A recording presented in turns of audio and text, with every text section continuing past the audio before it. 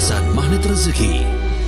Yayasan Magnet Rezeki didirikan oleh seorang penulis buku mega bestseller, Rahasia Magnet Rezeki, Ustadz Nasrullah, dan Certified Trainer Magnet Rezeki, asuhan Ustadz Nasrullah. Selain seorang penulis bestseller, beliau juga seorang motivator internasional. Bismillah, visi Yayasan Magnet Rezeki adalah membangun Indonesia bermartabat, sejahtera, dan bahagia melalui 2 juta pengamal ilmu magnet rezeki offline dan 10 juta online di tahun 2025. Membangun Indonesia bermartabat melalui dakwah dan pendidikan ilmu magnet rezeki. Membangun Indonesia sejahtera melalui pemberdayaan ekonomi bersama melalui koperasi magnet rezeki. Membangun Indonesia bahagia melalui pembinaan keluarga-keluarga bahagia dan kegiatan sosial dalam mengamalkan ilmu magnet rezeki. Satu, sama, dan terhubung. Terdiri dari koordinator pusat,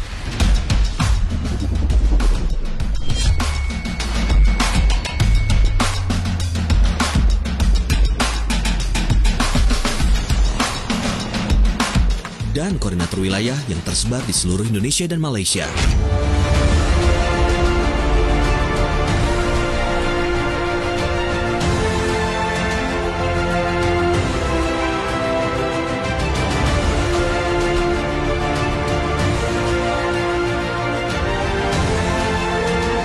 Pendidikan online, kajian online magnet rezeki, training online magnet rezeki, bimbel online magnet rezeki, camp online magnet rezeki, ngaji Al-Kahfi berjamaah setiap Jumat.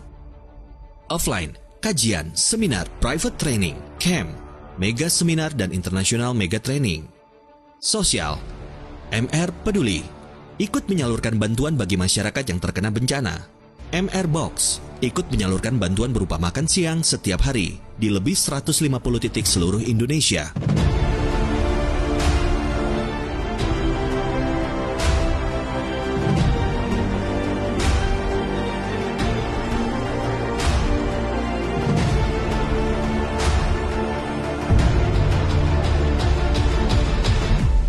Dengan tekad menyatukan visi dan misi bersama, kami akan mewujudkannya. Together, we will make it happen.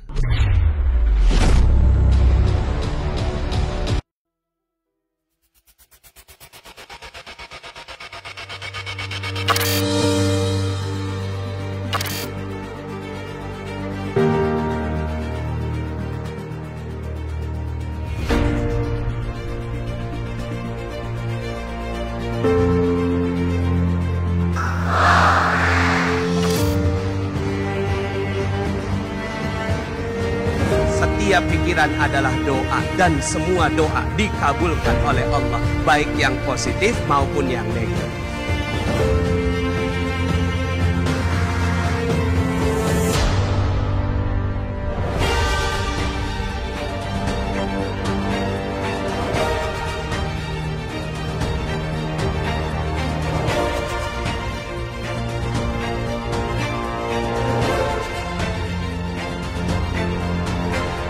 Siapa di sini hadir untuk dapatkan ilmu sebanyak-banyaknya? Angkat tangan. Siapa yang ingin dapatkan rezeki berkah berlimpah? Angkat tangan saya. Apa itu magnet rezeki? Apa itu magnet rezeki?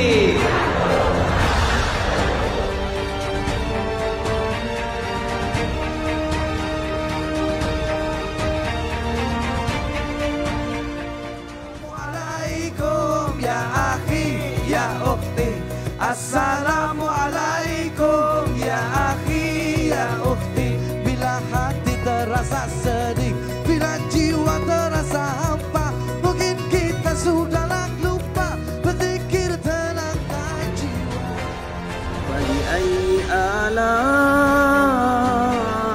rabbikuma tukadziban. Sami Allahu liman hamidah. Allahu Akbar. Engkau hadir malam ini ya Allah, dalam keberkahan majlismu yang mulia ini ya Allah. Dengarkanlah rintihan kami ya Allah. Inilah persoalan-persoalan hidup kami yang menghimpit kami. Bismillahirrahmanirrahim. Ya Allah, aku memiliki persoalan sedemikian. Sayangilah aku, kasihanilah aku, titipkanlah kepadaku satu ayat-Mu yang bisa membuat aku jauh lebih tenang, mengetahui rahasia di balik peristiwa ini.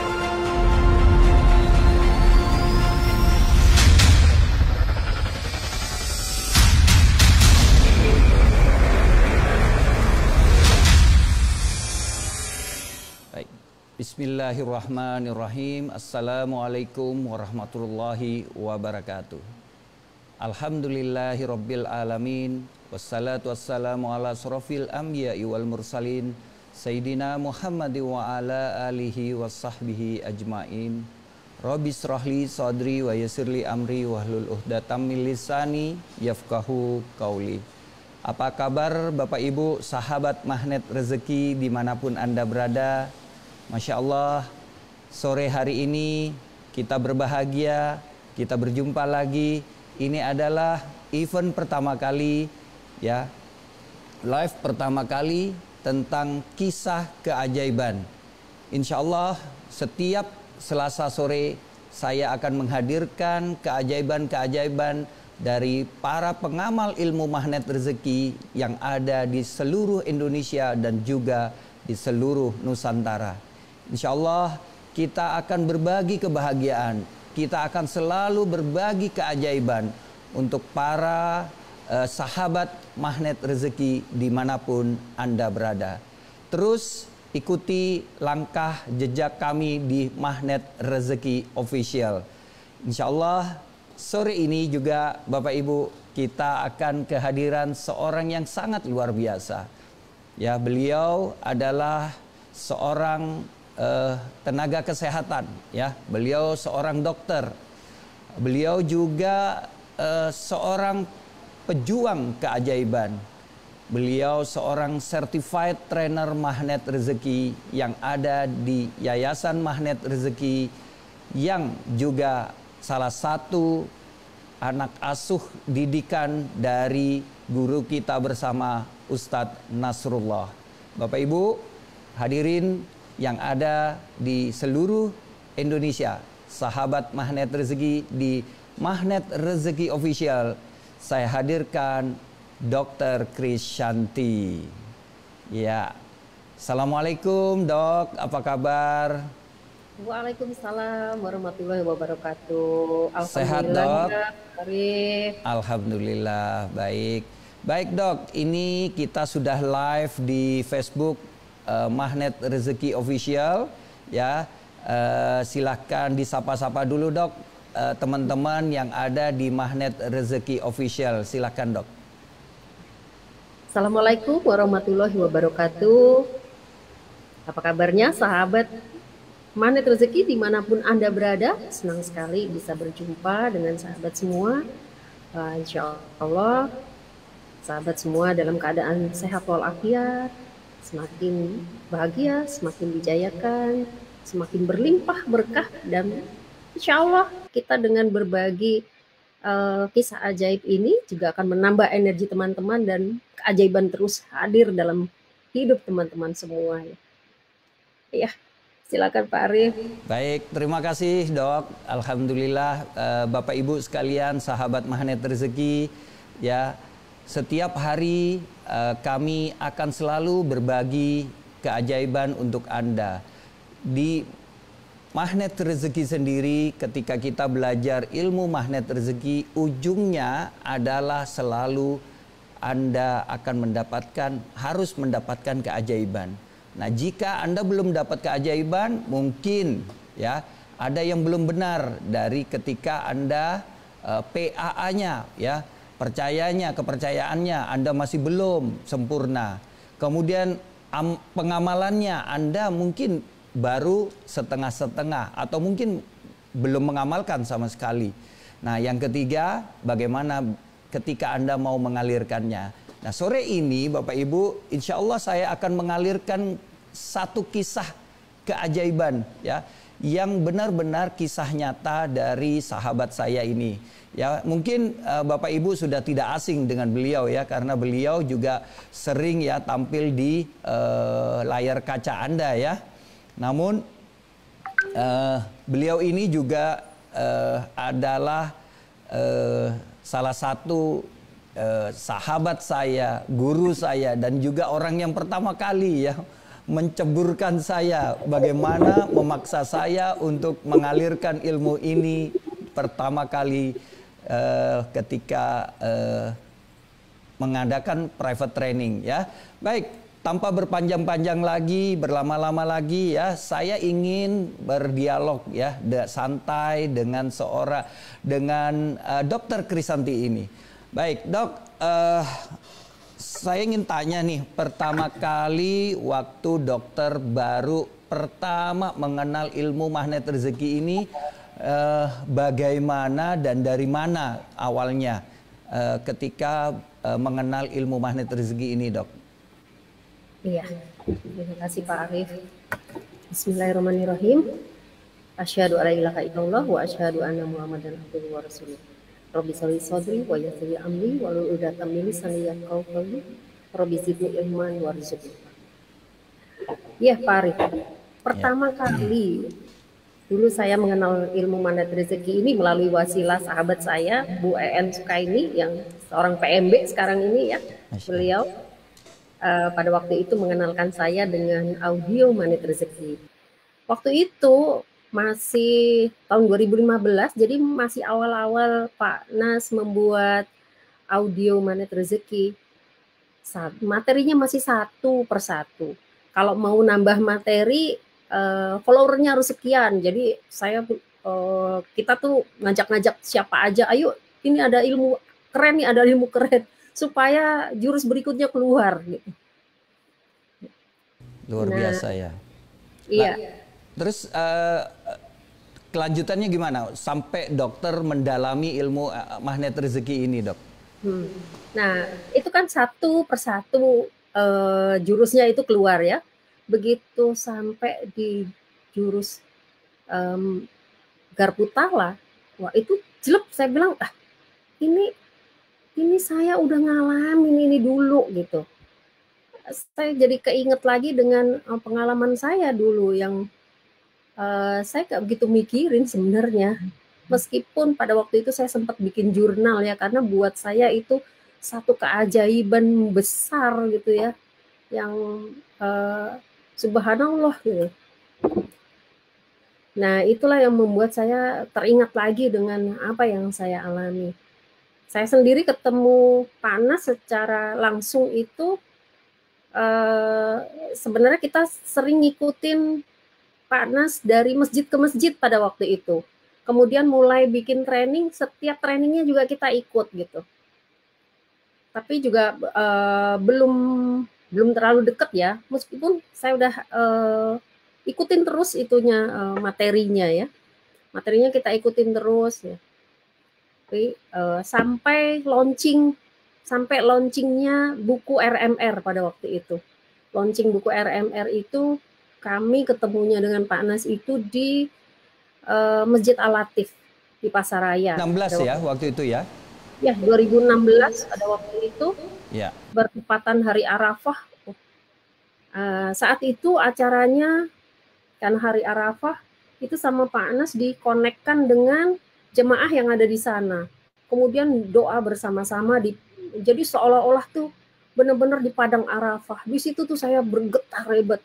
Itu semua memori saya tentang apa yang terjadi sekian tahun lalu tuh keluar semua gitu. Itu yang bikin saya luar biasa. Nah, yang saya pernah dengar nih, dokter pernah mengalami ada ketidaksehatan ya, yaitu yang ingin saya tanya, apakah ketidaksehatannya dokter ini sebelum mengenal ilmu MR atau setelah mengenal baru tidak sehat, atau sebelumnya yang sudah tidak sehat lalu baru mengenal ilmu MR ini? Sebelum kenal ilmu MR. jauh sebelum kenal ilmu MR. Jadi kalau boleh saya ingin perjelas dok, tidak sehatnya ini cancer ya dok ya? Iya betul. Boleh tahu stadium berapa dok? Pada waktu itu stadium 4. Stadium. Mungkin karena saya abai ya, saya tidak berpikir sampai sejauh itu gitu. Ternyata sudah sampai stadium 4 ya. Pada waktu itu ya, pada waktu pemeriksaan setelah diperiksa total semuanya sampai dapat kesimpulan seperti itu, refleks pada waktu itu yang muncul terlontar di saya adalah saya bertanya, berapa lama lagi umur saya bilang gitu. Kalau saya nggak melakukan apa-apa, karena saya mesti mikir worst case-nya dulu nih, kemungkinan terburuknya apa gitu. Lalu mungkin karena itu adalah sejawat ya, jadi itu kakak kelas saya, dia jawabnya juga ringan aja, ya paling tinggal 6 bulan gitu aja. Wah, ya. Jadi ya memang kalau stadium 4 bagi tenaga kesehatan apalagi seorang dokter itu sudah tidak ada jalan keluar ya dok ya. Ini secara logikanya ya dok ya. Kemungkinannya itu sangat kecil ya untuk bisa sembuh ya. Iya, kemungkinannya sangat kecil. Ya paling yang kita lakukan adalah mensupport untuk bagaimana bisa bertahan lebih lama, itu aja. Ya, oke. Dan setelah itu dokter bagaimana prosesnya hingga dokter bisa mengambil keputusan untuk mau sembuh kayak gitu? Ya. Ya, silakan. Ya, terima kasih Pak Arif. Jadi pada waktu itu pada saat saya dapatkan kenyataan seperti itu, saya nggak bisa memutuskan apa-apa juga. Jadi sebenarnya dokter yang merawat saya bilang kalau yuk kita lakukan apapun yang masih bisa kita lakukan gitu. Jadi pengangkatan total, kemudian dilanjut kemo atau radiasi. Yang penting dia menghentikan dulu prosesnya sebisa mungkin gitu. Kalau tidak bisa ya sudah gitu. Tapi kita usaha dulu semaksimal mungkin gitu. Namun kenyataannya berbeda gitu. Pada saat itu kondisi saya tidak memungkinkan untuk menjalani itu semua gitu. Tidak ada yang mensupport saya, jadi kemudian akhirnya saya ambil keputusan bahwa enggak, saya tidak akan melakukan apa-apa lagi. Meskipun saya memutuskan gitu, tapi nggak ringan juga buat saya gitu ternyata.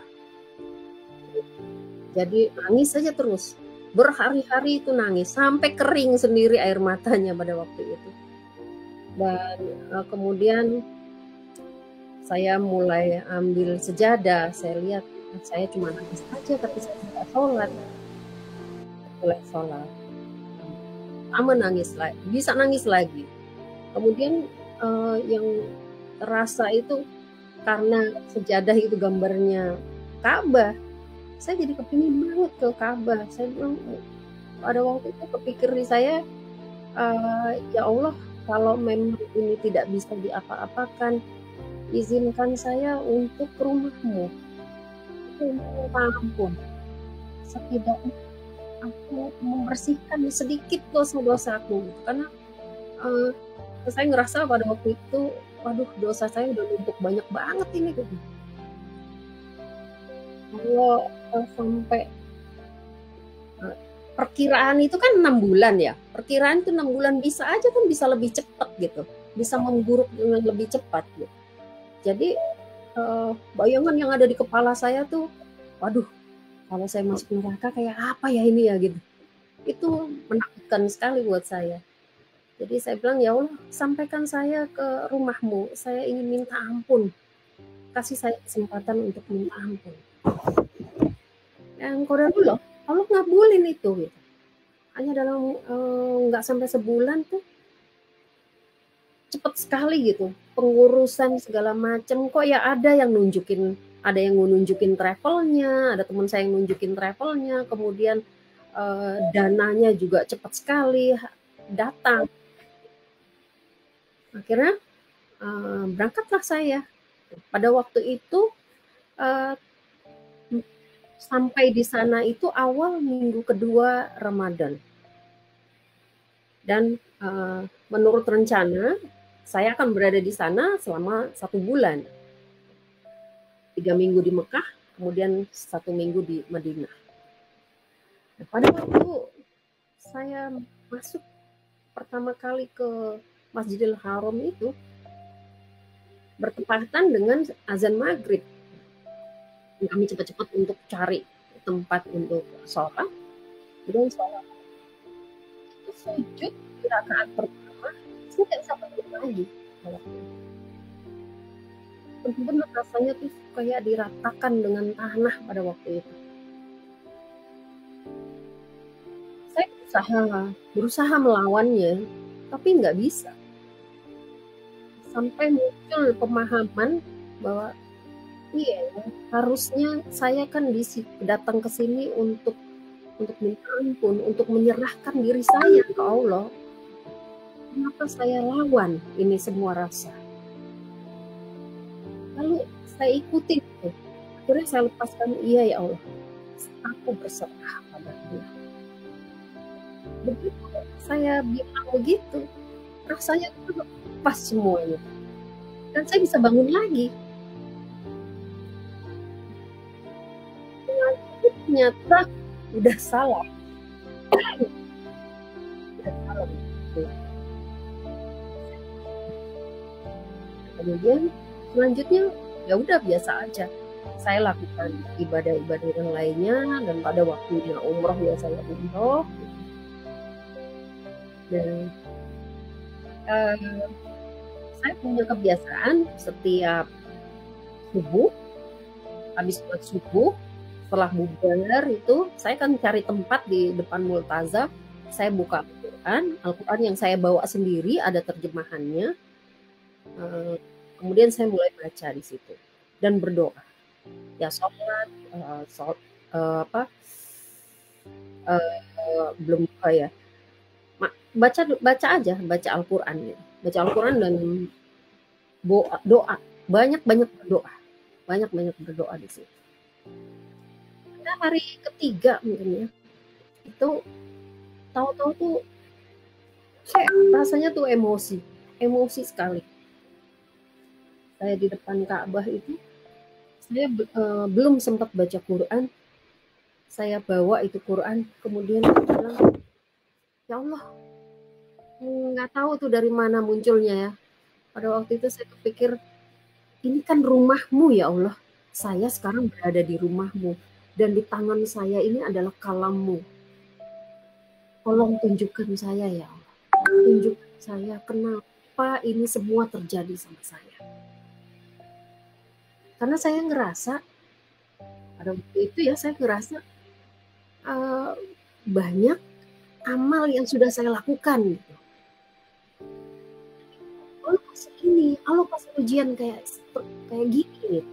Kenapa? Alasannya apa? Jadi setengah maksa juga nih. Kemudian saya buka Quran itu sebukanya saja, dan langsung saya lihat apa yang pertama kali saya lihat ya, ayat yang pertama kali saya lihat. Padahal nggak ada yang ngajarin. Itu refleks, benar-benar refleks, karena dengan keyakinan aja bahwa itu adalah kalamnya Allah, itu pasti bisa menunjukkan sesuatu ke saya. Pada saat itu yang saya baca pertama adalah surat Al-Hijr ayat 97 yang artinya itu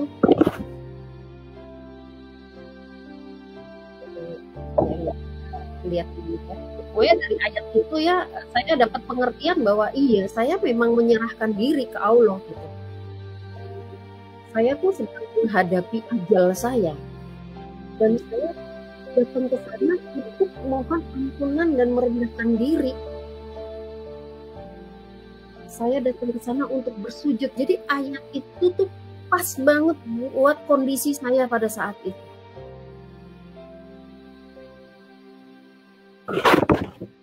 Begitu baca itu ya, dan itu saya sampai gemeter, takut gitu ya. Allah itu ada, Allah itu bener-bener hadir gitu. Saya tutup lagi gitu. Saya tutup, saya menenangkan diri dulu.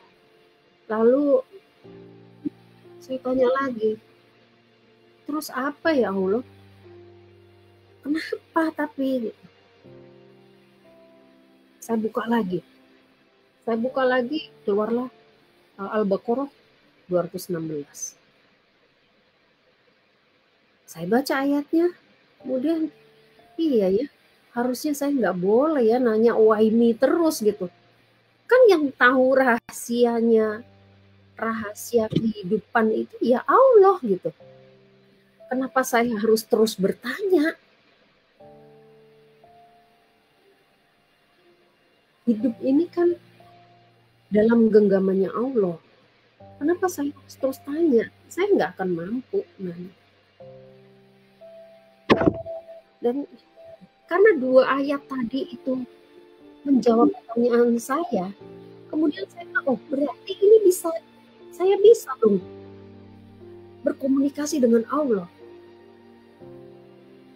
Saya tutup lagi, saya tanya lagi, lalu apa ya Allah? Saya harus apa?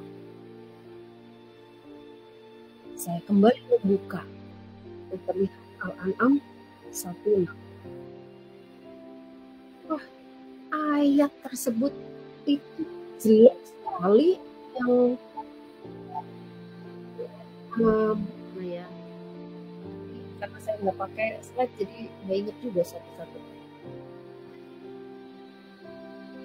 Dari ayat itu saya itu nangis, benar-benar nangis. Kalau saya nggak yakin sama Allah, saya akan mencari Tuhan yang lain selain.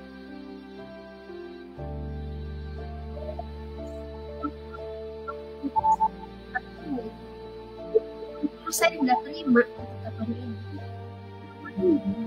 Sama ada Tuhan yang lain. Kan saya datang ke sini buat Allah. Jadi itu rasanya benar-benar ditampar sekali saya di situ.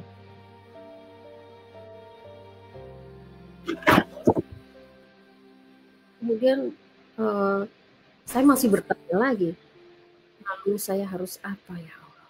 Saya sadar ya Allah, ini salahnya saya, ini pasti salahnya saya. Terus saya harus apa?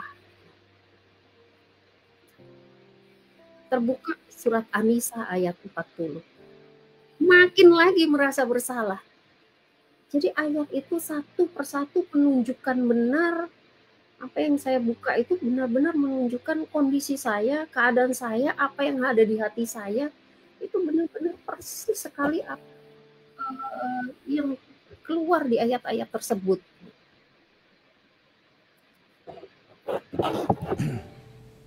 Dan banyak dari tadi saya lihat dokter sudah melakukan, sebenarnya yang sekarang ini yang sedang kita dalami adalah tentang Garputala ya. Tapi pada saat itu dokter belum belajar justru ya. Belum belajar, belum belajar, dan nggak ada yang ngajarin juga pada waktu itu. Saya itu benar-benar spontan gitu. Dan yang ingin saya tanyakan, ayat yang mana yang membuat akhirnya dokter memiliki keyakinan bahwa saya bisa sembuh gitu? Nggak ada Pak. Oke. Karena saya datang ke sana untuk minta ampun. Oh baik. Jadi saya datang ke sana untuk minta ampun, untuk membersihkan diri saya. Karena buat saya menakutkan kembali, ya kalau ajal saya datang masuk neraka itu menyeramkan Pak. Gitu. Bayangan saya itu seperti itu. Gitu. Jadi niat saya adalah minta ampun yang benar-benar minta ampun. Ya. Allah menerima ampunan saya itu udah satu anugerah. Gitu. Saya tidak minta sembuh gitu. Iya. Meskipun ada juga yang menunjukkan itu, yang terbuka ya. Iya. Ada salah satu ayat yang terbuka itu Asy-Syu'ara ayat 78 sampai 82. Bahwa Allah yang menghidupkan, Allah yang mematikan, Allah yang memberikan penyakit, Allah juga yang menyembuhkan. Nah, itu ayatnya dapat itu. Tapi sama sekali saya nggak kepikir Adalah untuk minta sembuh. ayat penyembuh ya. Iya, soalnya di situ Allah sudah nunjukin ayatnya gitu ya. Iya, baik. Baik, Dok, setelah berapa lama setelah dari umroh itu dokter dinyatakan bisa sembuh, Dok? Nah, kemudian setelah itu berjalan seperti biasa aja ya. Ya tiap hari akhirnya tuh saya melakukan hal itu, Pak. Pada waktu itu. Setiap hari setelah saya subuh saya duduk di depan Ka'bah, saya baca Quran dulu, habis itu saya lakukan seperti ini. Saya sama sekali nggak tahu ini namanya apa. Sampai akhirnya saya pulang, saya bilang kok saya masih bisa pulang ya? Kok badan saya nggak kenapa-napa ya? Maksudnya saya berangkat dengan kondisi yang tidak kuat. Tapi pada saat pulang, kok rasanya baik-baik aja gitu. Tidak bertambah lemah, biasa aja. Meskipun memang kurus kering ya. Tapi biasa aja. Nah, habis itu saya nggak pikirin tuh. Saya nggak pikirin karena kepulangan itu saat saya bisa pulang, saya bisa ketemu dengan keluarga, ketemu dengan anak-anak. Itu aja udah anugerah buat saya gitu. Nah, 2 bulan setelah itu baru dokter bedahnya nelpon saya. Kamu kemana? Kok nggak muncul-muncul?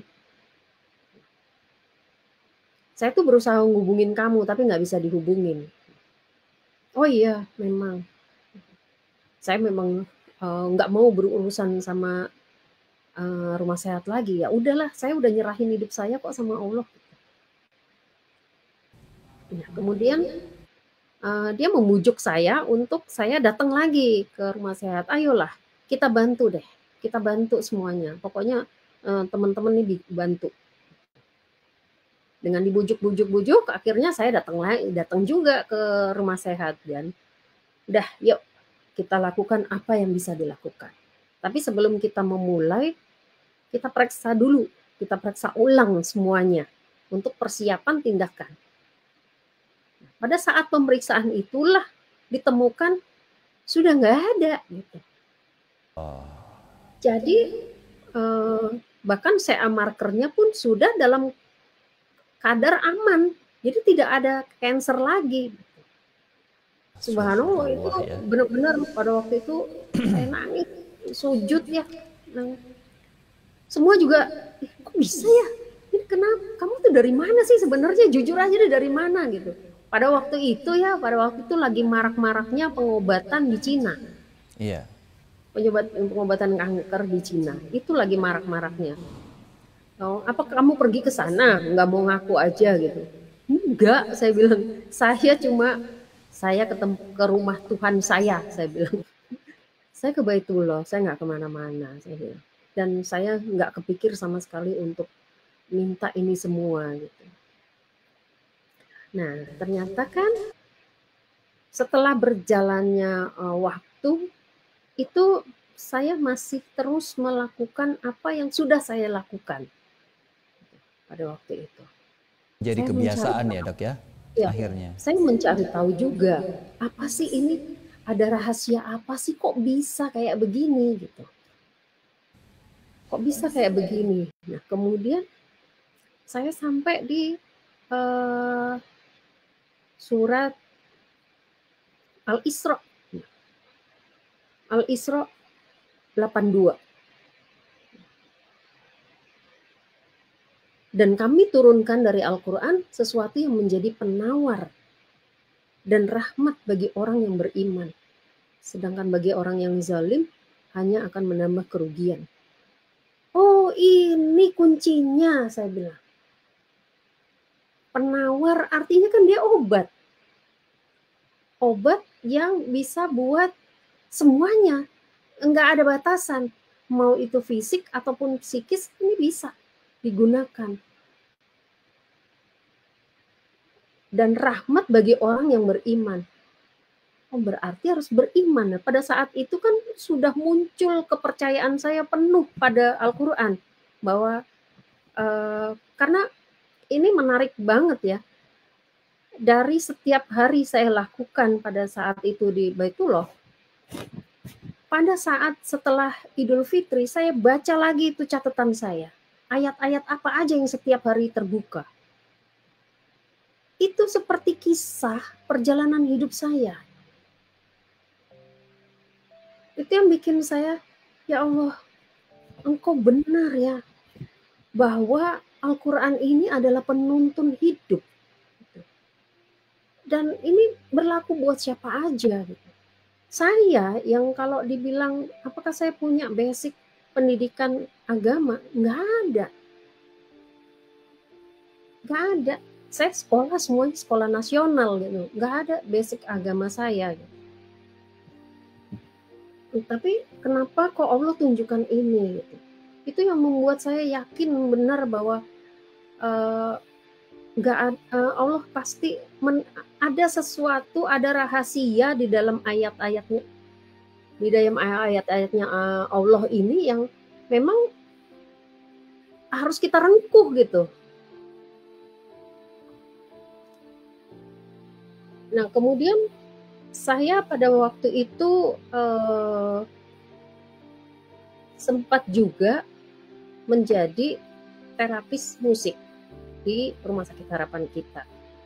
Nah, pada waktu itu saya mulai coba deh pakai Al-Quran, nggak pakai musik klasik. Saya tidak menilik lebih jauh bahwa ternyata sudah ada penelitian-penelitian itu gitu. Pada waktu itu tentang Al-Quran. Tapi saya nggak memperhatikannya. Saya cuma waktu itu ya coba aja gitu. Kalau dengan musik klasik bisa, pasti Al-Quran yang dia punya lantunannya sendiri, pasti bisa digunakan. Dan ternyata hasilnya juga jauh-jauh lebih baik gitu. Termasuk anak saya. Gitu. Termasuk anak saya itu juga saya gunakan dengan murotal, dengan terapi murotal ini. Nah, kemudian ada satu ayat juga yang cukup mengena juga di saya, yaitu An-Nahl ayat 89. Ya. Di akhir ayatnya itu, dan kami turunkan Al-Quran kepadamu untuk menjelaskan segala sesuatu sebagai petunjuk, serta rahmat dan kabar gembira bagi orang yang berserah diri. Nah itu saya, oh ini rupanya rahasianya. Dan saya dapatkan ayat-ayat ini enggak dalam satu waktu gitu Pak. Itu kurun waktunya tuh sambil berjalan ya bertahun-tahun gitu. Dan oh ini kenapa dulu bisa terjadi seperti itu, kenapa Allah kasih. Apalagi pada saat saya sudah bertemu dengan ilmu MR. Ilmu MR memakai surat Nuh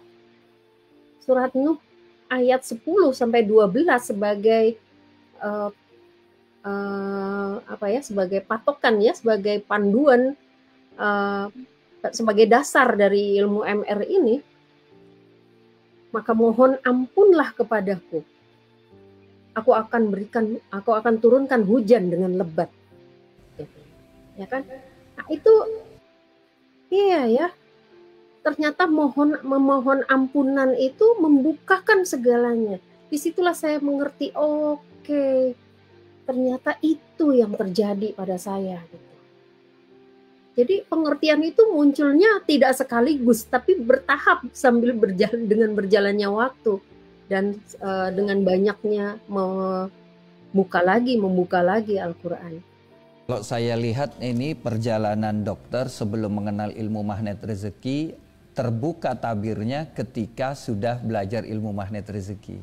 Ternyata kesembuhannya dokter itu karena membuka perisai dan menyerahkan segalanya kepada Allah. Betul. Ya. Dan Masya ini Allah. ada semua gitu loh di ilmu MR gitu. Iya, betul. Nah, saya kan waktu itu ikut camp ke-10 nih dengan dokter nih. Bareng. Ya. Kita bareng ya, sekelas di camp, juga sekelas di TFT ya.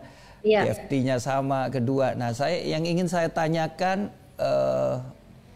kenapa apa yang awal mulanya membuat dokter ingin terus mendalami ilmu MR ini? Tentu sebelum ikut camp mungkin dokter sudah mengetahui nih informasi tentang magnet rezeki. Nah, terus kenapa ingin mendalami sampai ikut camp dan akhirnya hadir di TFT waktu itu? Iya. Sebenarnya dari camp pertama saya udah tahu gitu ya. Camp pertama. Tapi enggak, qadarullah pada waktu itu kok Allah belum izinkan untuk ikut. Ada aja dengan bentrok yang lainnya. Sehingga saya belum sempat ikut. Sampai saya mendaftar di camp 9 akhirnya. Daftar di camp 9, tapi nggak bisa juga ikut. Padahal sudah daftar pada waktu itu.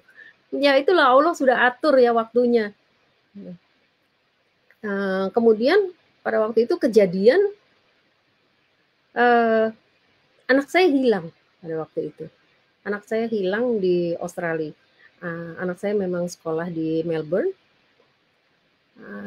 Pada waktu itu kejadiannya ya dia lost contact dan ternyata nggak ketemu lagi gitu. Nah, di ilmu MR ini, di audio itu ada cerita tentang Abah Hasan mertua dari adiknya Panas ya. Itu menginspirasi saya benar gitu. Pada waktu saya tahu kejadian itu, karena saya udah tahu wow keren ya, responnya wow keren aja gitu. Meskipun nangis juga tapi wow keren gitu. Nah, kemudian saya pakai cerita Abah Hasan itu sebagai acuan saya gitu. Saya minta lagi, saya lakukan garputala, saya bilang ya Allah beri saya surat yang menenangkan buat saya dan menemani saya, karena saya juga nggak tahu langkah apa yang mesti saya lakukan ini gitu. Kemudian saya dawamkan terus itu surat Ar-Rahman itu. Allah bukakan semuanya. Bantuan itu seperti kebetulan yang luar biasa gitu. Dan itu memudahkan semua prosesnya. Sampai ujung-ujungnya Allah seperti antarkan anak saya ke depan saya. Salah satu kisah yang saya ingat, yang selalu saya ingat dari Dr. Krisanti ya. Jadi memang waktu itu saya juga mendengar langsung ketika Dr. Krisanti berkesaksian. Nah, yang ingin saya garis bawahi. Masih anget, Pak. Karena waktu itu masih anget. Iya. Saya baru pulang itu. Iya, saya betul. baru pulang. Iya. Saya baru pulang dari Australia pada waktu itu. Dan ada camp 10, saya langsung daftar. Tapi udah di last minute, untungnya ya qadarullah Allah kasih satu seat buat saya gitu. Masya Allah. Nah, yang ingin saya garis bawahi justru itu sudah berulang-ulang. Bahkan saya setiap kali private training, setiap kali seminar, saya juga menceritakan nih kisah Dr. Krisanti yang menemukan anaknya di Australia itu. Nah, yang ingin saya garis bawahi di sini justru yang tabir yang selama ini belum terungkap ya. Bagaimana kesembuhan dokter yang tak terduga tadi gitu ya. Bagaimana sembuh yang tanpa harus ke dokter, tanpa harus melakukan kemo ataupun melakukan operasi lainnya dari sakit kanker stadium 4 ya.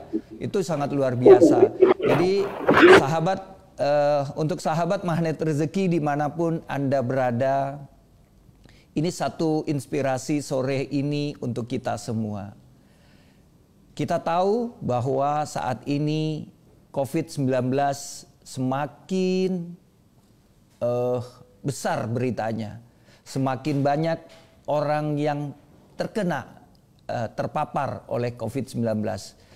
Apapun sebenarnya penyakit yang Anda terima ataupun sahabat lain yang terima, baik COVID-19 ataupun penyakit yang lainnya. Kita lihat, sore ini Dr. Krisanti telah memberikan inspirasi buat kita bahwa tidak ada yang tidak mungkin bagi Allah ketika Allah sudah menginginkan hambanya untuk bisa sembuh. Allah tinggal mengatakan kun fayakun. Insya Allah itu akan terjadi bagi kita. Bapak Ibu, kisah inspiratif ini Anda telah dengar sendiri dari orang yang mengalaminya. Untuk Anda yang mungkin saat ini sedang terbaring di rumah, ataupun mungkin sedang terbaring di rumah sehat, di rumah sakit, manapun, dimanapun Anda berada. Tetap semangat, tetap bahwa Anda memiliki semangat untuk kehidupan Anda. Kematian bukan karena penyakit ataupun karena sesuatu, tapi kematian adalah takdir yang Allah sudah gariskan untuk kita semua. Ada orang meninggal bukan hanya karena penyakit, bukan karena sakit. Banyak orang yang meninggal karena olahraga juga ada orang yang meninggal. Ada orang yang sehat lagi duduk juga meninggal. Jadi semua kita juga akan meninggal. Bapak Ibu, tetap semangat untuk Anda yang masih terbaring. Allah siap membantu Anda. Dengan catatan Anda mengakui bahwa kita adalah manusia yang penuh dengan dosa. Kita bersandar kepada Allah. Kita akui bahwa semua penyakit datangnya dari Allah. Dan semua kesembuhan juga datangnya dari Allah. Bapak Ibu, demikian yang bisa kami sajikan. Kami akan minta sedikit statement, closing statement dari Dr. Krisanti, ya, bagaimana beliau bisa sembuh yang tak terduga, tentu datangnya dari Allah. Silakan, Dok. Ya, Pak. Ya, kita mengacu ya ke surat Al-Isra. Surat Al-Isra ayat 82, di mana Al-Quran itu memang salah satu fungsinya adalah sebagai syifa. Dan Allah sudah menjanjikan itu. Al-Quran adalah penawar dan rahmat bagi orang-orang beriman. Kuncinya adalah beriman. Kita percaya dulu, hakul yakin dulu dengan ini, dengan Al-Quran. Kita pun dari awal sudah diminta sebagai umat Islam bahwa kitab ini ada di percaya kepada kitab, percaya kepada Al-Quran itu ada di rukun iman. Kenapa kita tidak mengimaninya dengan penuh? Pada saat kita mengimaninya dengan penuh, janji Allah pasti jalan. Kemudian satu lagi surat An-Nahl ayat 89. Di mana Al-Quran itu memberikan sebagai petunjuk dan kabar gembira. Bukan kabar tidak gembira loh. Bukan kabar yang tidak menyenangkan ya. Tapi di sini sudah jelas-jelas dibilang kabar gembira. Artinya Allah sudah menyiapkan sesuatu yang baik di depan sana yang kita nggak tahu. Tapi ada syaratnya bagi orang yang berserah diri. Nah, kita berserah diri kepada Allah. Berserah diri dan bergantung penuh pada Allah. Bukan bergantung kepada makhluk. Bukan bergantung kepada teknik-teknik. Semua ikhtiar kita itu untuk melengkapi kita berserah ke Allah. Bukan ikhtiar bahwa kita lebih pintar. Dan tentunya surat Nuh ayat 10 sampai 12. Dan satu lagi At-Tolak ayat 2 dan 3. Maka Allah akan bertawakallah, maka Allah akan memberikan jalan keluar dari arah yang tidak disangka-sangka. Jadi semua ini adalah perkataan Allah. Kalau kita nggak yakin, artinya kita sudah gugur itu satu rukun iman kita. Itu Pak. Jadi jangan berputus asa dari rahmat Allah ya. Terus aja dan yakini penuh bahwa Allah tuh bisa membantu. Dan Al-Quran ini hadir buat kita sebagai bentuk fisik yang nyata, yang bisa kita pegang, yang bisa kita lihat, bisa kita raba, yang benar-benar kita pakai sebagai penuntun kita. Begitu Pak mungkin. Terima kasih Dr. Krisanti, Masya Allah, Tabarakallah ya, kisah yang sangat menginspirasi sore ini. Kisah nyata yang benar-benar Anda dengar sendiri Bapak Ibu ya di Facebook Magnet Rezeki Official. Hari ini kita sudah menjadi saksi atas kesembuhan ya, kita mendengar langsung atas pernyataan kesembuhan yang tak terduga dari Dr. Krisanti atas penyakit dari kanker stadium 4. Bapak Ibu, seperti yang saya katakan tadi, apapun yang kita alami hari ini, tetap semangat, kita sama-sama memiliki kesempatan. Kesempatan inilah yang harus kita gunakan dengan baik. Tadi Dr. Krisanti juga mengingatkan untuk selalu meyakini diri kita bahwa akan adanya Allah Subhanahu wa taala dan meyakini bahwa Al-Qur'an adalah kabar gembira dan syifa, obat untuk kita semua. Terima kasih Dr. Krisanti, terima kasih juga untuk semua sahabat Magnet Rezeki di Facebook Magnet Rezeki yang saat ini sedang mendengarkan kami berdua, mendengarkan live kami berdua. Insya Allah kita akan sama-sama ikuti keajaiban-keajaiban, kisah-kisah keajaiban lainnya di pekan-pekan yang akan datang. Terima kasih semuanya, tetap semangat, semua bahwa apapun akan menjadi mungkin bagi Allah ketika kita sudah menyerahkannya sepenuhnya kepada Allah Subhanahu wa taala. Terima kasih Dr. Krisanti, terima kasih semuanya sahabat Magnet Rezeki. Alhamdulillahirabbil alamin. Kita akhiri wabillahi taufik wal hidayah. Wassalamualaikum warahmatullahi wabarakatuh. Sampai jumpa pekan depan. Waalaikumsalam.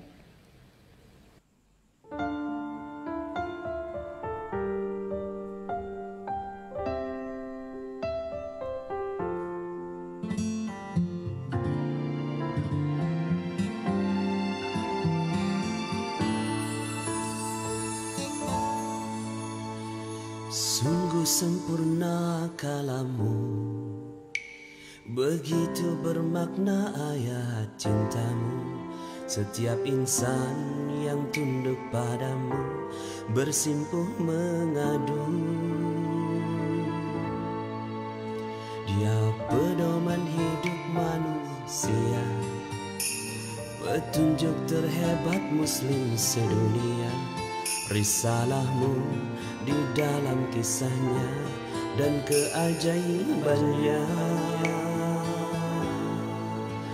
Al-Quran adalah mukjizat terbesar Nabi. Mentadabburinya buat kita tenang hati. Dia adalah syifa, getarkan cintanya dalam setiap hurufnya. Al-Quran adalah cerminan akhlak Nabi, anugerah terindah wahyu ilahi Rabbi. Vibrasi menyentuh hingga relung hati, wasilah penyembuh bagi muslim sejati.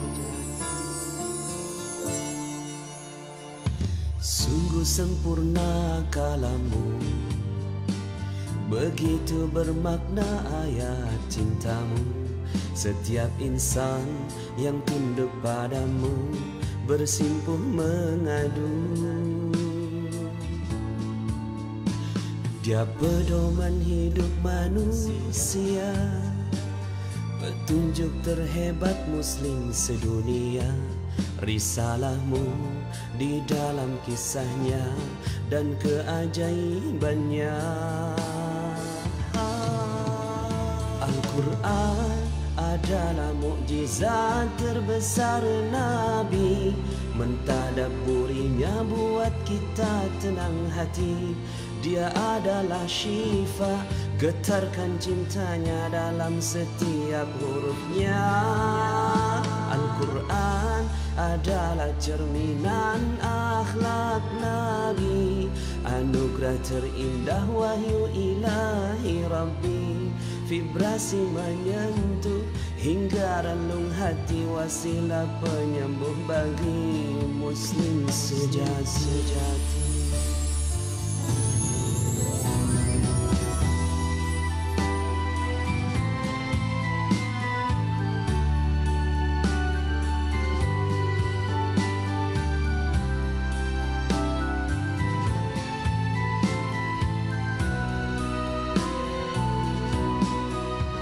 Al-Quran adalah mukjizat terbesar Nabi. Mentadabburinya buat kita tenang hati. Dia adalah syifa, getarkan cintanya dalam setiap hurufnya. Al-Quran adalah cerminan akhlak Nabi, anugerah terindah wahyu ilahi Rabbi. Vibrasi menyentuh hingga relung hati, wasilah penyembuh bagi manusia. Al-Quran adalah mukjizat terbesar Nabi. Mentadabburinya buat kita tenang hati. Dia adalah syifa, getarkan cintanya dalam setiap hurufnya. Al-Quran adalah cerminan akhlak Nabi, anugerah terindah wahyu ilahi Rabbi. Vibrasi menyentuh hingga relung hati, wasilah penyembuh bagi muslim sejati.